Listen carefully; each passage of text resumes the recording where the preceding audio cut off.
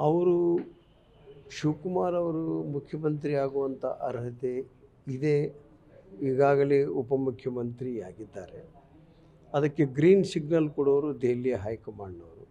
ಅವ್ರು ಯಾವಾಗ ಕೊಡ್ತಾರೋ ಅವಾಗ ಆಗ್ತಾರೆ. ಶಿವಗಂಗಾ ಹೇಳಿದ್ರಂತ ನಾಳೆಗೆ ಆಗೋದಿಲ್ಲ. 6ನೇ ತಾರೀಕಿಗೆ ಅಂತ ಹೇಳಿ ನಮ್ಮ ಇಕ್ಬಾಲ್ ಅವರು ಹೇಳಿದ್ದಾರಲ್ಲ, ರಾಮನಗರ ಶಾಸಕ. ಹಾಗೆ ಅವ್ರ ಬಾಯಿಯಲ್ಲಿರುವಂಥ ಆದೇಶ ಇದರಲ್ಲಿ ಇಲ್ಲ. ಈ ಆದೇಶ ಹೈಕಮಾಂಡ್ ಆಗ್ಬೋದು. ಈಗ ಅವರಿಗೆ ಅಸ್ಸಾಮದ ಒಂದು ಚುನಾವಣೆ ಜವಾಬ್ದಾರಿ ಕೊಟ್ಟಿದ್ದಾರೆ. ಆ ಯಾವುದೇ ಸಂದರ್ಭದಲ್ಲಿ ಅವರು ತೀರ್ಮಾನ, ಯಾರ್ದು ನಮ್ಮ AICC ಅವರು, ಆ ತೀರ್ಮಾನದ ನಂತರವೇ. ಮತ್ತು ಹಲವು ಬಾರಿ ಮುಖ್ಯಮಂತ್ರಿ ಶ್ರೀಮಾನ್ ಸಿದ್ದರಾಮಯ್ಯನವರು ಹೈಕಮಾಂಡಿಗೆ ವಿಚಾರ ಬಿಟ್ಟಿದ್ದು. ಹೈಕಮಾಂಡ್ನವರು ಯಾವಾಗ ಹೇಳ್ತಾರೆ ಅವಾಗ ಅದರ ಪ್ರಕ್ರಿಯೆ, ಅದರ ವಿಚಾರ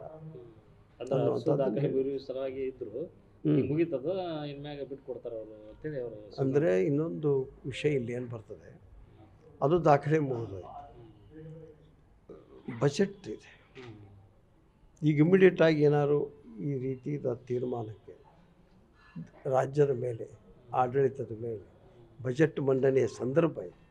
ಈಗ ಬಜೆಟ್ ಮೀಟಿಂಗ್ಗಳು ನಡೆದಿವೆ, ಬೇರೆ ಬೇರೆ ಇಲಾಖೆಯವರು ಕರ್ಕೊಂಡು. ಅದರದ್ದು ಒಂದು ಸಮಸ್ಯೆ ಬರ್ತದೆ. ನನ್ನ ಅಂದಾಜು ಆಗ್ಬೋದು ಆಡಳಿತ ಇದು.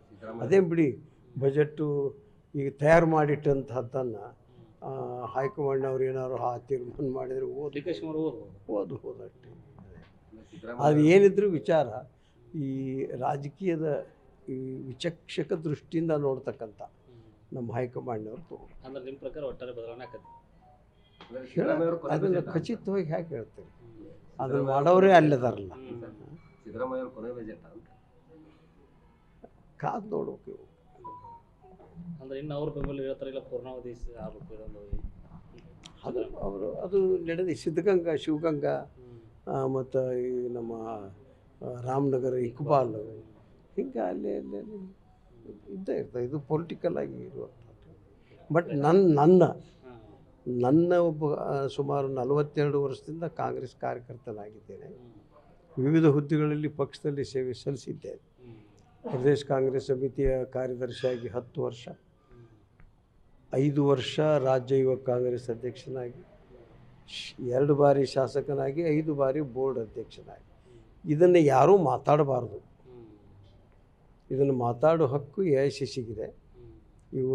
ಇವ್ರಕ್ಕರ ಅವ್ರಕ್ಕರ ಇದು ನಮ್ಮ ಕೆಲಸನ ಅಲ್ಲ. ನಮಗೊಂದು ಜನ ಆರಿಸಿ ತಂದಿರ್ತಕ್ಕಂಥ ಕೆಲಸ ಕೊಟ್ಟಾರೆ. ಆ ಅಭಿವೃದ್ಧಿಯತ್ತ ನಮ್ಮ ಗಮನ ಇರಬೇಕು ಹೊರತಾಗಿ ಮನೆ ಯಜಮಾನ ಮೇಲೆ ಅದನ್ನು ಬಿಟ್ಬಿಡು. ಅದನ್ನು ನಾವು ಮಾತಾಡಿ ಜನರಿಗೆ ಅದೊಂದು ಪುಕ್ಕಟೆ ಮನರಂಜನೆಯ ಸ್ಥಿತಿ ರಾಜಕಾರಣ ಆಗಬಾರ್ದು ಅಂತ ನನ್ನ ದೃಷ್ಟಿ. ನಮ್ಮ ಕೆಲಸ ಅಲ್ಲ ಇದು ಮಾತಾಡೋದು. ನಿಗಮಗಳು 52 ಸ್ಥಾನಗಳು ಬದಲಾವಣೆ